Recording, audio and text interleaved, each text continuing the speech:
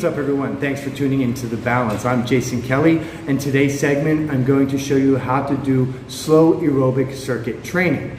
Now, slow circuit aerobic training is important because most people take their aerobic training and just push it to the curb, but you can't do that because your aerobic training serves as a base, a foundation for your explosive movements to occur. For instance, if this is an untrained individual here and this is a trained individual here aerobically, then they're going to have a better base and a less fatigue factor when they're doing explosive movement. This person here, when they do explosive movement, they've got to come all the way back down to their aerobic base, which is very low. And this person who is trained, it's not low, so they can explode faster and be less tired and less fatigued when they do explosive movements, because they can return to a higher aerobic base quicker and better and more efficiently than this person here. They've got to drop all the way down. And that's why you see these big bouts of fatigue after somebody does explosive work and they're extremely tired, because they have to go back to their aerobic base, and their aerobic base is not trained. And so when they go back to their aerobic base and they have to do more explosive work, what happens? They're not so explosive anymore. They lose that explosiveness. They can still be powerful, but again, as you do explosive work and return to your aerobic base, if your aerobic base is not trained, you're going to be tired and fatigued, and it will affect your explosive, fast, speed type of training. And so when you do this type of training, you want to take about 8 to 9 exercises and work through them, each exercise, and then at the end, take about 1 to 2 minutes rest, and then do it again. And the idea is to work between 30 seconds and 1 minute for each exercise. You can actually do 30 seconds for your upper body and about 45 seconds to 1 minute for your lower body. And therefore, what you will get between all these exercises, if you choose 8, you'll get about 4 or 5, about 6 to 7 minutes of training aerobically. Because aerobic training is anything that's about 2 minutes, 3 minutes or more. And if you're doing this way you're going to improve your aerobic capacity. Because when you do weight training aerobically, this will increase your running or your martial arts 30 to 50% more than just training for martial arts or running alone. So if you implement this, it will boost you up. But if you're just training running and martial arts, then you're not going to boost that capacity. So you have to understand that the aerobic weight training increases something called mitochondria. So when you increase your mitochondria, you increase your aerobic capacity. And this does it extremely effectively and does it extremely well.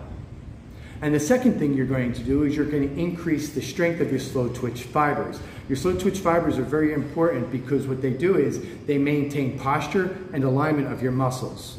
They become fatigue resistant. And so when you're doing any kind of running or MMA competition or martial arts, you need a base of support. And so when you're standing there, or if you're running, this is what is constant. And what is constant has to be fatigue resistant. But if it's not fatigue resistant and it's tired, then you lose the explosiveness. Then you lose that sprint interval ability.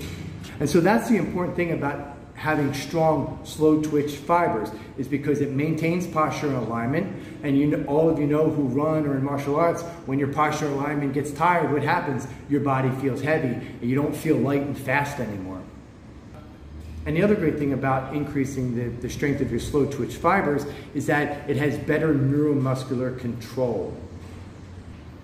And what I mean by neuromuscular control is that you have better stability. So meaning that when you stabilize, that platform helps you to be more explosive. I like to compare it to jumping out of a canoe or jumping off a dock into the lake. If you jump out of the canoe, it's wobbly, there's no stability, so therefore you lose speed and height in your jump. But if you jump off the dock into the lake, you have stability to create speed and height in your jump. And so that's the best comparison I can say, is that with the strength of slow twitch fibers, it offers you that. It offers you the stability, the strength of your posture and alignment, so you can be explosive. When posture, alignment, and stability are not present, you can't be explosive. The central nervous system won't allow it to happen, and therefore you lose this explosiveness in your technique or in your running. Here's a sample of exercises I put together. I like to use 4 exercises rather than 8 in a row because 4 exercises gives me a little bit more strength conditioning and muscular endurance effect rather than 8. For me, it's too much recovery time, so I like to use 4 exercises. And what I do is I go back and forth. I do 1, 2, 3, 4, 1, 2, 3, 4, and then I rest. So I'm going to go from upper body to lower body. So I'm going to show you squat, a lat pull, a Nordic hip bridge, and a push-up. And so when I work with these 4 different exercises, it's also great because I have to redirect the blood flow back and forth, which also increases the cardiovascular strength of your heart as well as the blood flow in your body. And then after I do these 4 exercises 2 times, which is a total of 8, I take about 1 to 2 minutes rest. And what I'll do is I'll either do it again or I'll change up the exercises and put another group of exercises in to do. So therefore I'm doing it at least once, 2 times to get a total of about maybe 15 to 16 minutes of aerobic weight training in my training session. So here's just short clips because 30 seconds is too long to be watching. And so you want to take about 3 to 5 seconds to complete each movement. So basically you want to work at your pace or a little bit slower. Understand, if you start moving too fast, you're going to activate your fast twitch fibers, and this is about activating slow twitch fibers. And here's the lat pull. And again, you want to pull for about 3 to 5 seconds to complete the motion. And then at the bottom, you can actually hold, if you'd like, you can have a slight pause at the bottom as well. Here's the Nordic Hip Bridge. And the Nordic Hip Bridge is a great exercise, or you can use leg curls or hip bridges, extensions with your feet up on a bench. And the final exercise is push-ups. So there you have it. You can work with 4 different exercises to work more on your strength, conditioning, and endurance aspect, or you can do 9 different exercises that are going from upper body to lower body. Thanks for watching my video, and I hope you understand why doing slow twitch training or aerobic circuit weight training is very important and how it affects your speed and explosiveness.